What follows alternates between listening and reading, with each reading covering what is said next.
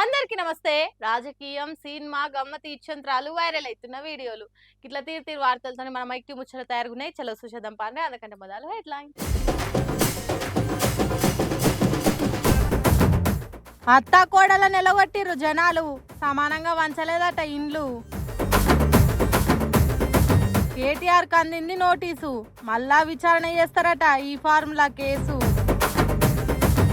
విమానంలోకెళ్ళి బయట పడ్డ ఒకే ఒక్కడు, మోదీ పోయి చెప్పిండు ధైర్యం. నిన్న అహ్మదాబాద్ లో కూలిన విమానంలో 242 మంది ప్రయాణం చేస్తే 241 మంది జీవిడ్చిర్రు. ఒకే ఒక్కడు మాత్రం చిన్న చిన్న దెబ్బలు దాకి ప్రాణాలతో బయటపడ్డాడు. మరి అంత ప్రమాదంలో అట్లెట్లా బతికి బయటపడ్డాడు? ప్రాణానికి ఏమైనా తక్లీఫ్ ఉందా అని గా ముచ్చట మొత్తం అరుచుకోనికి మోడీ సర్వైందట. మరి గా సంగతి ఏందో మనం కూడా అరుచుకుందాం పాండ్రి. అహ్మదాబాద్ ఘోర విమాన ప్రమాదంలో 242 మందిలో ఒక్కడే ప్రాణాలతో బయటపడ్డాడు. ఈ సంగతి తెలవంగానే మోడీ సారి ఎంబటే దావఖానకు పోయి ఆయన పానం ఎట్లుంది, దెబ్బలు గట్టిగా తాకినాయా, పానానికి ఏమైనా తక్లీఫ్ ఉందా అన్ని ముచ్చట్లు డాక్టర్లతో మాట్లాడి అరుచుకుండు.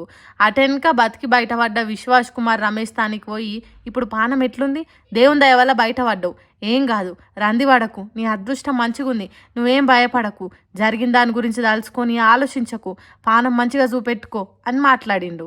అయితే అంతమందిలో ఈయన ఒక్కడే ఎట్లా బతికిండంటే ఎమర్జెన్సీ ఎగ్జిట్ ఉంటుంది కదా విమానంలా, ఆగో ఆడ కూసుండట ఈయన. అట్లా లోపల జర్ర లొల్లి కాగానే ఎంబటాన్లకెళ్ళి దూకేసిండట. అట్లా బతికి బయటపడ్డా అని చెప్పిండు. ఈయన యూకే పౌరుడట, కానీ వాళ్ళ కుటుంబం ఇండియాలో ఉందని వాళ్ళని చూసిపోదామని వచ్చిండట.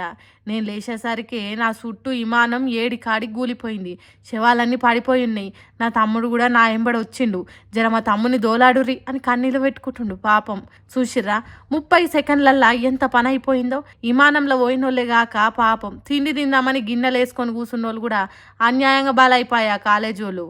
బాధితుల ఇంటోళ్ళు అయితే ఏడ్చి కుప్ప కూలిపోతురా అన్నే. ఇట్లా అవుతుందని ఎవరు అనుకోలే కదా. బాధితుల ఇళ్లకు అండగుంటాం. ఈ ప్రమాదం ఎట్లా జరిగింది, ఏం కథ మొత్తం ఆరాధిస్తాం అనే పనుల పడ్డదట సర్కారు. దేవుడా నువ్వే ఆ కుటుంబాలకు ధైర్యాన్ని ఇయ్యి దేవుడా. బండ్లకు పెట్రోల్ కొట్టిస్తే నడుస్తాయి, కార్లకు డీజిల్ కొడితే నడుస్తాయి.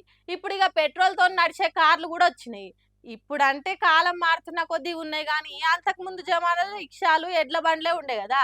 ఇప్పుడు ఏడగా అనొస్తలేవు, ఏడో ఓ తాన అప్పుడప్పుడు దర్శనం ఇస్తాయి. ఇగో గట్లనే ఓ రిక్షా కానొచ్చింది, కాకుంటే అది మనిషి కాళ్ళతో దొక్కితే నడుస్తలేదు. ఏంది మైండ్ పోయిందా ఈ పిల్లకి అనుకోకుర్రి, గా రిక్షా చూపిస్తా అప్పుడు మీకే తెలుస్తుంది. ఆగరో చిత్రం సలగుండా రిక్షాకు పెట్రోల్ బంకులు ఏం పని, అది మనిషి కాలుతో దొక్కితేనే కదా కదలేది. ఇంట్లో ఏం కొట్టిస్తుండు అని చూస్తే ఆయిల్ అని తెలిసింది. ఏందే కాక గా రిక్షాలో ఆయిల్ కొట్టిస్తున్నావు అని అడిగితే ఇగో అస్సలు కథ చూపెట్టిండు. చూసిర్రా ఆ రిక్షాకు మోటార్ బిగించిండు, దినాం దాని మీద బస్తాలు మోసుకుంటా కూలీనాలు చేసుకొని బతుకుతాడట ఈ కాక. ఎప్పటికీ పానం మంచిగా ఉండదు, పని చేయకపోతే ఇల్లు గడవదు కాబట్టి అలసిపోయినా కాళ్ళు గుంజినా మోటార్ ఆన్ చేస్తే కథమిగ అదే నడుస్తుందట. కాక కాళ్ళకు పని తప్పుతుందట, ఓపికన్నంతసేపు దొక్కుతాడట. కాలు గుంజితే మోటార్ ఆన్ చేసి బస్తాలు మోసుకొని పోతాడట. బాగుంది లే పెద్ద మనిషి ఆలోచన. అగో చూసిరా మోటార్ ఆన్ చేయగానే ఎట్లురుకుతుందో గిర్రని బండి లెక్కనే కాదులుతుంది. అయితే గిట్లనే బంకులకు పెట్రోల్ కొట్టియనికి వచ్చిన అన్నకు ఇది చూసి చిత్రం అనిపించి ఈ వీడియో తీసిండు. ఇది ఇప్పుడు సోషల్ మీడియాలో చక్కర్లు కొడుతుండేసరికి చూసిన వాళ్ళంతా వావ్ వాట్ అన్ ఐడియా, ఉపాయం ఉన్నోడు ఉపాసం వండడంటే గిదే కావచ్చు, టాలెంట్ ఎవడి సొత్తు కాదని నిరూపించినవే కాక ఈ వాటే టెక్నాలజీ అనుకుంటా కామెంట్లు చేసి కాక పనితనాన్ని మెచ్చుకుంటారు. బాగుందిలే ఐడియా, మీకు కూడా పనికొస్తే వాడుర్రి ఈ టెక్నాలజీని, ఏమంటారు? మెట్రో వల్ల ఎంత ట్రాఫిక్ తిప్పలా ఎంత తప్పుతుందో, ఫ్లైఓవర్ వల్ల కూడా అంతే కొంత ట్రాఫిక్ జామ్ తప్పుతుంది. అందుకని అన్ని జాగాలలో ఈ ట్రాఫిక్ బాధలు తప్పేటందుకు ఫ్లైఓవర్లు కడుతుర్రు. అన్ని రాష్ట్రాలల్లో సిటీ ఏరియాలలో ఈ ఫ్లైఓవర్లు కడుతుర్రు సర్కార్లు. అయితే ఫ్లైఓవర్ వల్ల ట్రాఫిక్ బాధలు తప్పాలే గాని మధ్యప్రదేశ్లో కట్టిన బ్రిడ్జ్ వల్ల కొత్త ట్రాఫిక్ లోలీలు వచ్చేటట్టున్నాయట. చూడుర్రి ఎంత చక్కదనంగా ఉందో, ఎంత తెలివివాడి కట్టిర్రో. వారేవా చూస్తురా మధ్యప్రదేశ్లో కట్టిన కొత్త ఫ్లైఓవర్ ఎట్లుందో. ఏడనన్నా బండి ఫ్లైఓవర్ ఎక్కిందంటే స్పీడ్ ఆగదు, కానీ ఇది ఎక్కితే మాత్రం ఆపుకుంటా పోవాలి కావచ్చు. మరి 90 డిగ్రీల టర్న్తోని కట్టినప్పుడు గామాత్రం ఉండాలి కదా. ఆ మలుపులు చూస్తుంటే మతి పోతుందిలే. ఇక్కడి బండి అక్కడ పోవాలన్నా, అక్కడి బండి ఇటు రావాలన్నా ఏదో ఒక దిక్కులు చాలా వెనక కాగాలి. అప్పుడు వీళ్ళకి మల్పనీకి వస్తుంది. సిగ్నల్ వేసి పంపుదామన్నా సెట్ కాదు. మరి ఎసొంటి మ్యాప్ గీసి దీన్ని కట్టిరో గాని ఇంత చిత్ర విచిత్రాల ఫ్లైఓవర్ను చూసి అవాక్కైతురు పబ్లిక్ అంతా. రోడ్డు మీద జామ్ ఎక్కువ ఉంటుందని ఈ బ్రిడ్జ్ ఎక్కితే అది ఇంకా లేట్ అవుతుంది కావచ్చు. ఇదేం ఆలోచన, ఇదేం కట్టుడు. ఆ మలుపులు గట్లుంటే జనాలు ఎట్లా పోతారు? కారు వస్తే బండి పోదు. పోని 2 కార్లు ఒకసారి మలుపుదామన్నా ఒక కారు వస్తే బండికే సందు లేదు, ఇంకో కారు ఎడికెళ్ళిపోతుంది. ట్రాఫిక్లో తప్పేందుకే కాదు, ట్రాఫిక్ జామ్ కోసం కూడా ఇసొంటి ఫ్లైఓవర్లు కట్టినట్టు రన్ ఎక్కిరిస్తురు చూసినోళ్ళంతా. దాని ఆకారం ఏ దిక్కుకెళ్ళి చూసినా ఎటూ సమజై పాడైతలేదు. చూసే మనకే గిన్ని క్వశ్చన్లు వస్తాయి. మరి ఇక మధ్యప్రదేశ్ పబ్లిక్ ఎట్లా పోతారో. ఇంతటి గొప్ప బ్రిడ్జ్ కట్టిన ఇంజనీర్ ఎవరో గానీ పరీక్షలు పాస్ అయ్యే వచ్చిండో లేకుంటే దొడ్డిదారుల డిగ్రీ పట్టా తెచ్చుకుండో గానీ ఇంత విచిత్రమైన ఫ్లైఓవర్ కట్టిండంటే ఆయన ఆలోచనను తారీ చేయాల్సిందే అని మాట్లాడుతురట. మరి దీని మీద జనాలు ఎట్లా పోతుండొచ్చు? మొత్తం ఆగమాగముంది కదా, ఏమంటారు? బీఆర్ఎస్ సర్కారు ఉన్నప్పుడు కేటీఆర్ పట్టుకొచ్చిన ఫార్ములా ఈ రేసును సర్కారు మారంగానే తీసేసారు. అందులో అవినీతి జరిగింది. దీని మీద విచారణ చేయాలని పట్టి కూర్చుంది. మే నెల 28 తారీఖే విచారణకు పోవాలి కానీ అది వాయిదా పడే అయిపోయింది. ఇప్పుడు మళ్ళా పిలిచిరట కేటీఆర్ ను విచారణకు.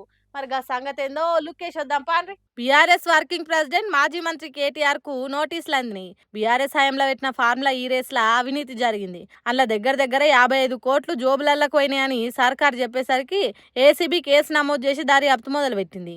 ఇంట్లో కేటీఆర్ ను A1 గా, అప్పటి మున్సిపల్ శాఖ కార్యదర్శి సీనియర్ IAS అధికారి అరవింద్ కుమార్ ను A2 గా, HMDA మాజీ చీఫ్ ఇంజనీర్ BLN రెడ్డిని A3 గా ఏసీబీ FIR రాసింది.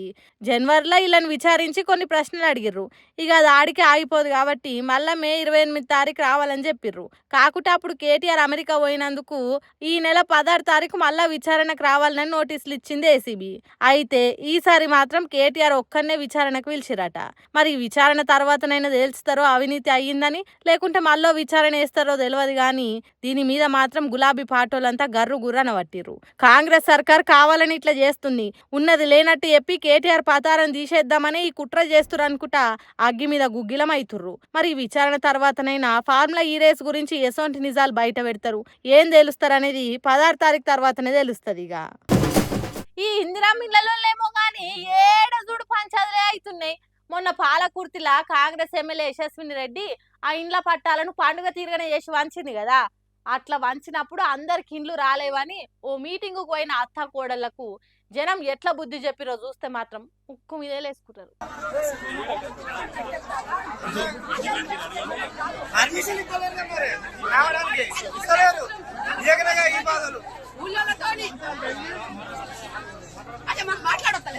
అబ్బబ్బా ఏం లొల్లి.